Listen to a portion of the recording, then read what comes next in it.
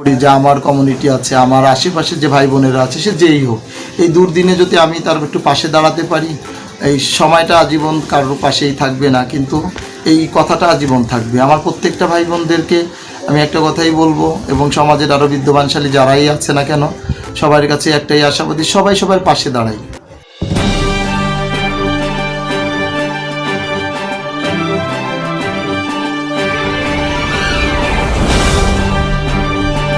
আমি রাখি, আমার বাড়ি গোপালগঞ্জ, আমি একজন মুক্তিযোদ্ধার সন্তান।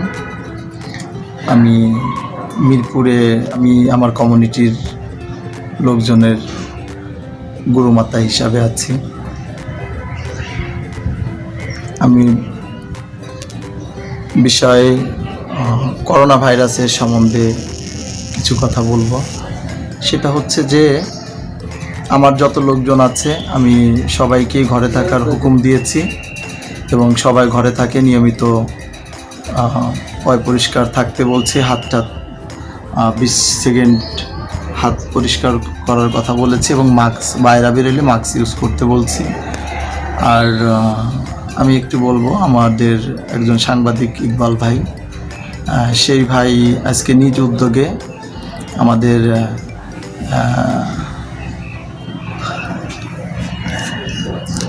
স্যানিটাইজার এবং কিছু মাস্ক আমার প্রায় 50 জন হিজড়াকে উনি দিয়েছেন নিজ উদ্যোগে। এরকম আমি আরও ভাইদেরকে বলি যে এরকম আমার পাশে যেমন আমার একটা ভাই দাঁড়াইছে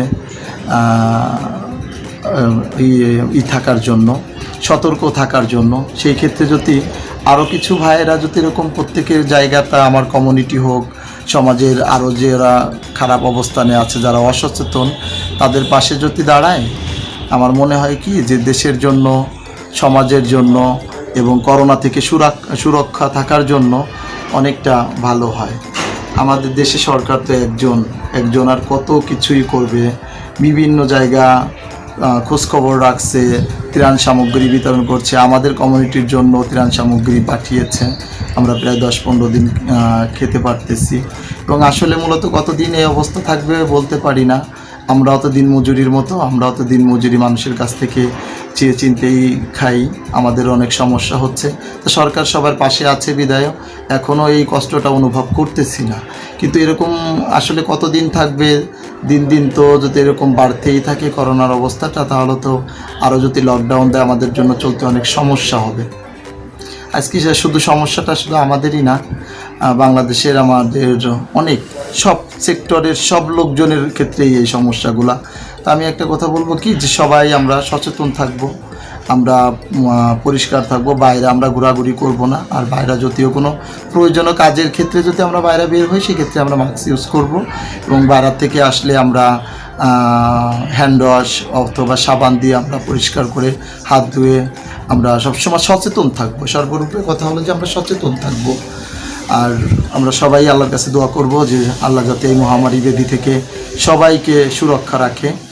এবং এই দুর্দিনে আমি চেষ্টা করি, আমি একজন জেন্ডার কমিউনিটি, আমিও চেষ্টা করি যে আমার কমিউনিটি আছে, আমার আশেপাশে যে ভাই বোনেরা আছে, সে যেই হোক, এই দুর্দিনে যদি আমি তার একটু পাশে দাঁড়াতে পারি, এই সময়টা আজীবন কারোর পাশেই থাকবে না, কিন্তু এই কথাটা আজীবন থাকবে। আমার প্রত্যেকটা ভাই বোনদেরকে আমি একটা কথাই বলবো, এবং সমাজের আরও বিদ্যমানশালী যারাই আছে না কেন, সবার কাছে একটাই আশাবাদী, সবাই সবার পাশে দাঁড়াই, এবং সবাই সবাইকে আমরা একটু পাশে দাঁড়াইয়া কে কষ্টে আছে, কে সমস্যায় আছে, আমরা একটু দেখে যাতে আমার আরেকটা ভাইয়ের কষ্ট না হয়।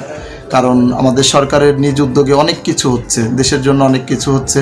মাননীয় প্রধানমন্ত্রীকে ধন্যবাদ, অসংখ্য ধন্যবাদ, যে আমার একজন নেত্রী আজকে এত কিছু করতেছে। এই বাংলাদেশে অসংখ্য টাকাওয়ালা এবং বিদ্যমান অনেক লোকজন আছে, প্রভাবশালী। এরা যদি আরও কিছু কিছু জায়গা মানুষের পাশে দাঁড়াতো, এই যে মাঝে মধ্যে আমরা হাহাকারগুলো দেখতে পারি যে কোনো জায়গা ত্রাণ কেউ পাচ্ছে না, এই সেই, আসলে একজন সরকার দেশের জন্য আর কত করবে, আর কত মানুষের পাশে দাঁড়াবে। সেক্ষেত্রে আমার মনে হয় আমার কমিউনিটি প্রায় একবারের জায়গা 2বার পেয়েছে। আরও আমার বিভিন্ন স্যারেরা বলছে যে যদি কখনো প্রয়োজন হয় তোমরা অবশ্যই আমাদের সাথে যোগাযোগ করবো, আমরা ত্রাণ সামগ্রী পৌঁছায় দিব।